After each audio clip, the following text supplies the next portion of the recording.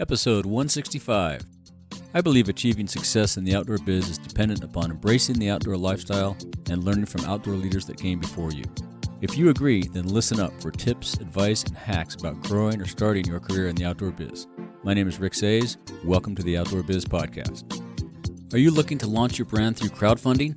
Ardy Sobhani tells us about launching Oru Kayaks on Kickstarter. But first, if you're thinking about starting your own podcast for your brand or passion project, I've created a free cheat sheet outlining 10 fundamental steps to create and launch your podcast. It has everything you need to know about planning, creating, and launching. Head over to ricksayes.com and download this free resource today. Ardy Sobhani tells us how Oru Kayaks developed their first product and also how to design and build a company around their process, assembly, and more on this episode.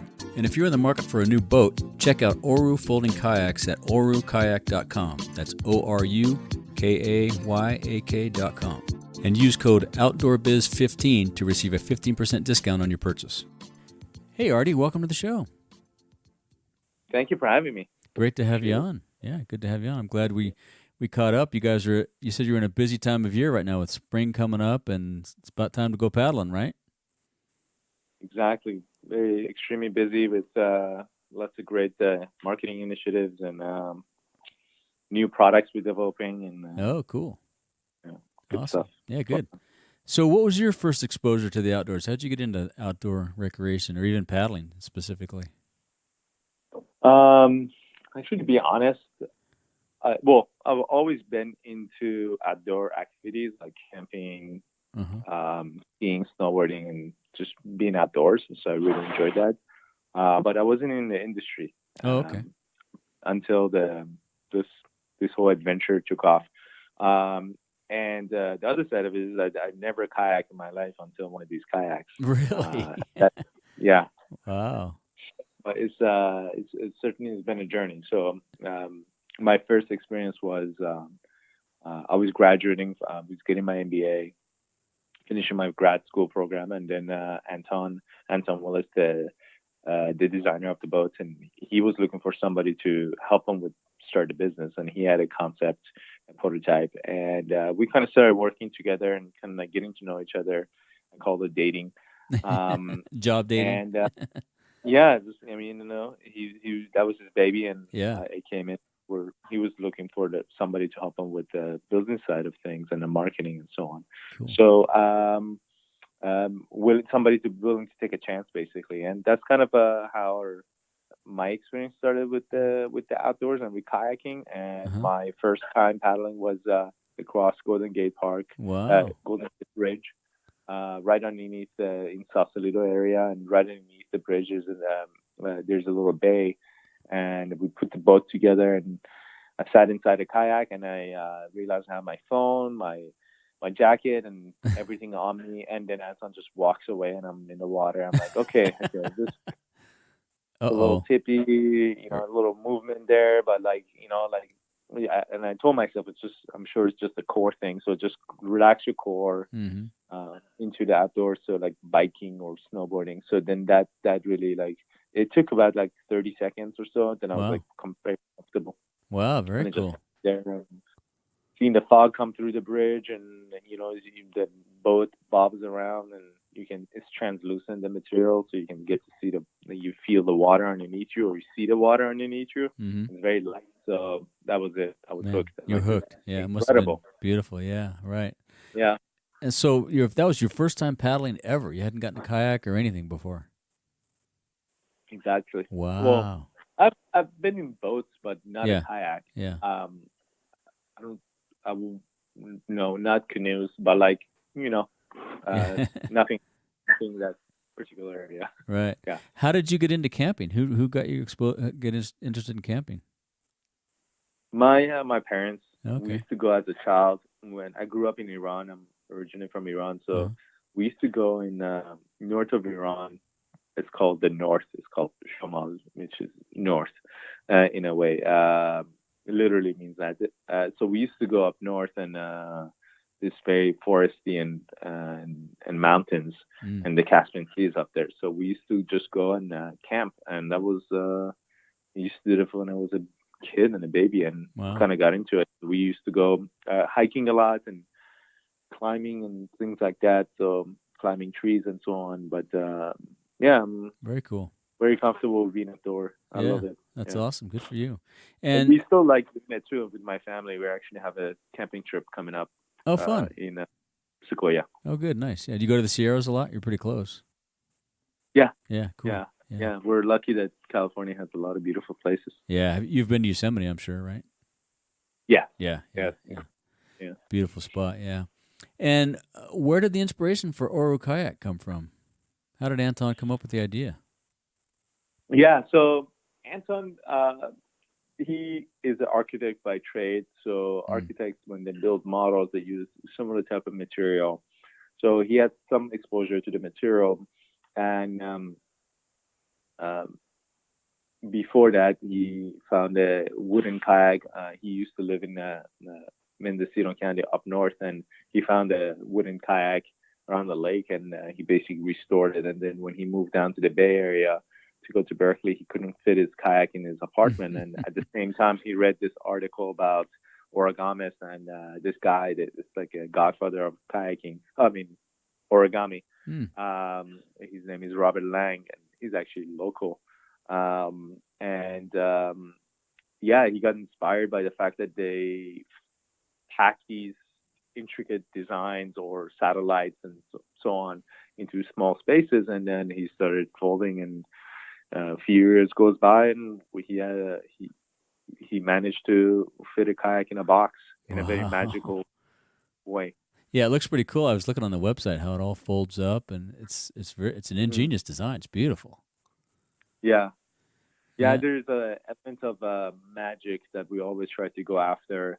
Obviously, you can fold things up in a more straightforward way and just like roll it up in a way. But ours is we wanted to make it obviously very intuitive. At the same time, this element of aha moment and the magic, and for the whole boat to be one sheet of plastic, and when it assembles, it becomes an exoskeleton, and everything that you need is in the boat, so you don't have to have a bunch of parts laying around.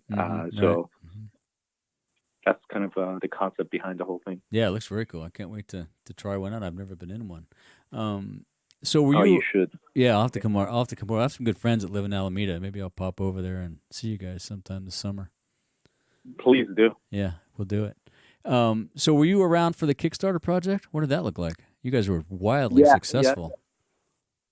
Yes, we've done several campaigns, but the first one. So basically, that was mid 2012 when Anton and I met, and then we decided, we want to do this thing, and we built a company around it, and incorporation and so on, and then the legal work and everything else. But we built a campaign. It's like, hey, maybe this is one way to see if there's any traction in the market, is just to launch it on the crowdfunding campaign and see how that goes. Crowdfunding was pretty new. We had opportunities to raise money, but we decided not to do that because we didn't want to waste anybody's money. But we could have just put our own time and money into it a little bit more, and if it was successful, then we're ahead of the game too. So we built a campaign, and we got a lot of help from friends and family to build, like, people that knew what they were doing, and like videographers, graphic designers, and so we were lucky that we had a lot of good people around us. And we built that and launched it, and the first day we hit our goal, and we surpassed it within the first 24 hours, and we raised close to $500,000, and we sold about 500 kayaks months later. Jeez. So very good. At that point, we had a problem in our hand, which how to build them. Right. Do you build them all here in the U.S.? We did build them all in the U.S. We're starting our manufacturing transition to nearshoring to Mexico. So we've been we have two facilities at this point. Very cool. And have you launched? I know you have a few other models. Have you launched every model through Kickstarter? Is that how you do that? We've done different versions. We've launched products on our website, directly on our website. We've launched it through like retail channels like REI. like exclusive deals with them. But primarily, we like the model of launching through crowdfunding. We've done we've done 3 Kickstarter and 2 Indiegogo campaigns, and we have another one up our sleeve in the next few months that we're very excited about. Awesome. That will be Kickstarter. Kickstarter, yeah, good. Do you favor one over the other? Is one, or they're pretty much the same? We enjoyed using both, partnering with both, and they both have the pros and cons. I mean, obviously, you're dealing with the similar type of platforms, but I'm happy to send you a spreadsheet. If anybody asks in the show notes or emails me, I'll connect them with you. Yeah, there you go. Yeah, cool. All right, cool. So what's the number one thing you guys have learned from launching your business? Is there anything in particular thing that stands out? Generally launching a business or launching a business on crowdfunding? Let's start with generally launching a business first.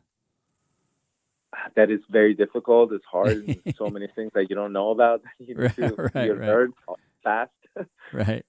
I mean, physical products are. I feel like physical products have they're beautiful. I think they have something to touch and feel. Tangible. You feel it. Yeah. So there's something really beautiful about that. At the same time, there's a lot of things can go wrong with it. Something physically tangible that you make. There is you can't just over the air fix the problem that is shipped out. So I think there's some hard costs that you have to deal with. Right. That it's not a simple. It's straightforward business, but at the same time is very complex. Yeah, you're right. I think dealing with physical products. So, what was the key learning you have from launching through crowdfunding?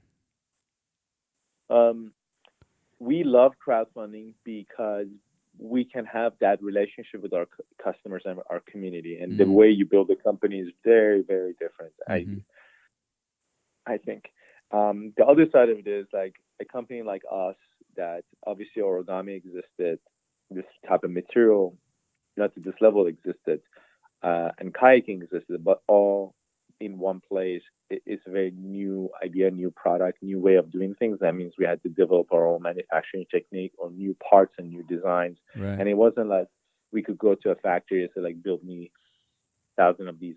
So since that was hard, convincing the retailers and convincing customers that this is going to work was a big challenge, and nobody wanted to take that type of risk, especially retailers. So, like, I think the only way a product like Oru Kayak and the brand like Oru Kayak can exist is through these type of channels, like being able to do it yourself. Because you could launch direct to the consumer and train the consumer and prove the concept, and then go to the retailer and say, "Hey, look, here it works." Right. Yeah. Or the retailers come to you at that point. Right. So you launched direct first? Yes. Yeah. And for the first year and a half, we were direct. Gotcha. And you sold 500 boats right out of the gate, so that was a pretty significant production run to ramp up and learn how to produce and get it all launched, right? I mean, that was quite an effort. Right. Yeah. A lot, yeah. So to give you some context, 500 units might not sound a lot when you talk about, like, I don't know, phones or phone cases. Yeah, or that's a lot, though. That's a lot. Yeah, brand new product. That's a lot. For a product that is 12 foot long and like 4 foot wide and takes a lot of space when it's like all open, and then the production facility aspect of things and the people and supply chain that needs to be built around it. So that was pretty daunting and challenging. I mean, to give you a little simple context, when we were prototyping it ourselves, just me and Anton, would take us, 2 of us would take us 2 days to build one. Wow. So when you have 500, that math is like, I don't know if I'm going to dedicate my life to it. Right. Right. So, I mean, we started out thinking that this is going to be artisanal, something fun to do for a little bit. And it would be great to, like, put your name, say, like, we did this, we did a campaign, we sold these boats and build them and so on. And it kind of like, we had to skip a few steps and just kind of like build our facility and just build a business around it. Wow. Yeah. Yeah. Very exciting. And did you built all those there? I mean, what was that like? Did you have a manufacturing partner? Did you do it all yourself? You had to get materials and everything. How'd that happen? Yeah. So this material is corrugated plastic. It's the same type of plastic that you find in your USPS bins. It's similar, but ours is custom extruded with added UV and foldability, certain fold cycles. The manufacturer puts at 20,000 folds. So we recognized that getting this material was actually the hardest part, getting the quantities that we needed in the size that we needed, and it had to be custom extruded for us with the specs that we needed. So we started working with the company that makes that has direct access to this type of material and then makes other type of things with it, like boxes and signs and so on. So we built our facility. We managed to, well, they became a kind of like our partners, and we managed to build our facility within their facility. Oh, cool. With their support and help. And then we built a team around that and kind of grew that. Yeah, very cool. So you had to go start everything from the ground up. Yeah, impressive. Yeah, like all the parts, like, each boat has about, like just on average, I would say like each boat has about like, I don't know, 400 parts on it. Maybe like 300, 400 parts. And then there are about like a little over 100 unique parts on each boat. Wow. So they a lot of those parts, a good chunk of them are custom designed. Had to be redesigned it ourselves, and then we had to find different manufacturing techniques to produce them. Wow. Some of them will be pretty straightforward, like injection molding, sewing. So we use a lot of different types of techniques, from die cutting, printing. Yeah, that must be a pretty impressive process to see too. That whole thing. I've seen a few factories. I bet that's impressive. Yeah. Yeah, it's pretty cool actually. We're becoming more and more vertically integrated right now. So we have full control of our supply chain and our production right now. So it's pretty cool. It took a lot of effort to get to this level. I can imagine. Kind of fun. Yeah. So you have some new products coming out. Anything that you can talk about? Yeah. I'm happy to drop some hints, I guess. So we are, in a lot of ways, we're going back to our roots, and our mission is to make the outdoors accessible, or transform the way we connect to the outdoors. And in order to make outdoors accessible and get people outside, is to have a product that is affordable. Our prices are not. We start around like near $1,000 and go over $2,000. So what we wanted to achieve is to have a product that is under $1,000. And our original campaign was, when we launched, was $800. So this new product that we're trying to develop is a 10-foot kayak that is half the size of, or almost half the size of, our other kayaks. That the idea was like, can you fit two in your trunk? I mean, some trunks you can fit two right now, but like with this boat, we can fit actually even more. Wow. So it's, the whole idea behind it is about accessibility, freedom, and being able to like just go for a quick paddle and explore your city or wherever you are. Very cool. Just always have the boat with you, and it's supposed to be our target price is to be under $1,000, and we're making it super easy to assemble and to put together. And every time we come up with a new boat, we learn something from it, and we're always trying to push the envelope of changing, innovating in certain aspects of our boats. Very cool. That's exciting. I can't wait to see that. Yeah. That'd be fun. Yeah. Yeah. Give us a few months. We'll in 3 months we'll have a Kickstarter campaign for it. Awesome. Very cool. Well, we'll link to that in the show notes once it comes out. We'll go back and update them. Yeah, that'd be fun. Oh, great. Thank you. Yeah. Glad to help out. What are a couple accomplishments you're most proud of? What I'm proud of is doing something hard, and it's been been hard, but it's very fulfilling. And having a company that is doing something interesting and unique and fun, and changing people's perspectives, and getting people outside and creating opportunities for other people to learn in the team, and providing jobs, and that's great. Those kind of things have been really fulfilling. Yeah, very good. And did you guys have some mentors that have helped you along the way? Coaches? Or Yeah, mentors? a lot. I always reached out to people that I'm not shy. So like, if I see somebody that is like on LinkedIn, then I'm like, oh, that would be a really cool person to talk to, or wherever. I just message them, and believe most of the time people want to just help out, especially the ones that have walked through those certain paths and right. They're more accomplished, or they're done with that and now they moved on. So they're really willing to help out. Definitely mentors are extremely important. Yeah, very even cool. Family and friends. Yeah, exactly. Yeah. And do you guys work with any nonprofits or support any nonprofit groups? Here and there we do that. We always try to support local charities, or we've done 1% for the planet in the past in some campaigns. We're getting better at finding the harmony between the business and helping out social impact. Right. Yeah. You got to make sure the business lives first, right? Right. Yeah. And you said you camp and you kayak. Any other outdoor activities? You ski? You said you ski. Anything else you do? Yeah. Climbing? I can't say I do because I don't do as much. But I go. I exercise every day. I think that's something that I got into, like used to be into, but now I'm more into it again. Cool. So just keeping healthy. Yeah, good. And do you have any suggestions or advice for someone wanting to get in the outdoor biz or maybe start a business like you guys did? I think it's really important for people to.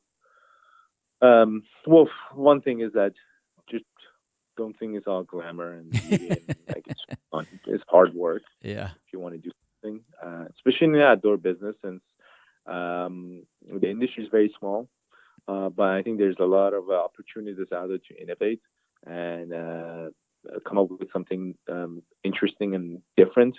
Not just the same thing, but just a different color. Hopefully it's not that, but hopefully something is more impactful. And I think something really fulfilling to get people outside and connect people to the outdoors, because once we understand that meaning or that connection, I think we'll be nicer with nature too. Exactly. No, that's very well said. Yeah, that's good advice. Yeah. And do you have any daily routines you use to keep your sanity? You meditate? It sounds like you get a lot of exercise. Walk the dog. We used to meditate. I haven't done that in some months now.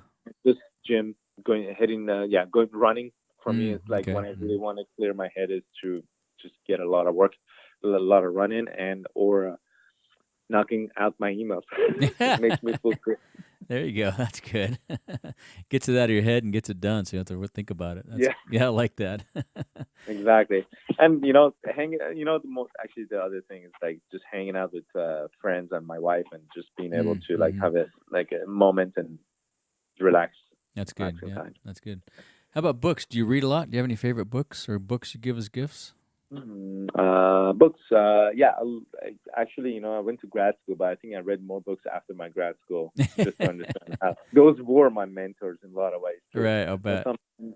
Those kind of things can also confuse you.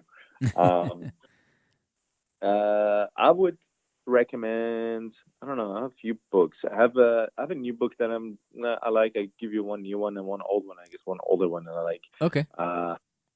One is The Principles by Ray Dalio. Oh yeah, that's a great one. Great book, very detailed. And the other one is Shoe Dog by Phil Knight. I really enjoy that one. That's a great one too. Great story. Yeah. Read both of those. Those are awesome. I have a lot of business books that I like or leadership. Yeah, I do the same. I read all kinds, but mostly business and leadership. Yeah. Yeah. You learn a lot from those books. You know, it's amazing how you always pick up something, I think. Absolutely, yeah. Do you have a favorite piece of outdoor gear under $100? You know, I'm not into collecting too many things, so I don't have that much stuff. Yeah. Office has a bunch of stuff here. Yeah. Anything you particularly have to have when you go camping, like a special mug or I don't know. I think I have I do have a knife that I got as a gift. I don't know how much it was. I'm pretty sure it was under $100, but you know, it's always when you go out in the woods and camping and so on, it's always good to have some sort of a utility, some sort of knife with you. Yeah, good. Yep, that's true. That's a good one. Everybody's got to have that. As we wrap up, is there anything else you'd like to ask of our listeners or say to our listeners? I would say just let's keep getting outdoors and let's keep the outside clean and fight this nonsense about like that global warming and climate change is not taking place. Yeah, we got to get in front of that. Exactly, that's well said. Yeah, and if people want to reach out to you, is the best way to find you on LinkedIn? Sure. Okay. LinkedIn or just my email is pretty straightforward. Is ardy@orukayak.com. Okay, we'll put links to both those in the show note. Well, it's been great catching up with you. I appreciate the time. Thank you so much. It's been really good talking to you, Rick. Yeah, I look forward to seeing you guys at OR, and I got to come over for a paddle. That'd be a blast. I've come to the outdoor, what do you call it? The outdoor event. Outdoor retailer at the show. Yeah. I'll see you I'll see you there for sure. Yeah, cool. All right, Ardy, I appreciate it. Thanks. You got it. All right, bye-bye. If you want more of the Outdoor Biz Podcast, you can subscribe on Apple Podcasts, Google Podcasts, Stitcher, Spotify, or wherever you get your podcasts. Be sure to go to theoutdoorbizpodcast.com where you find all the episodes, show notes, and much, much more.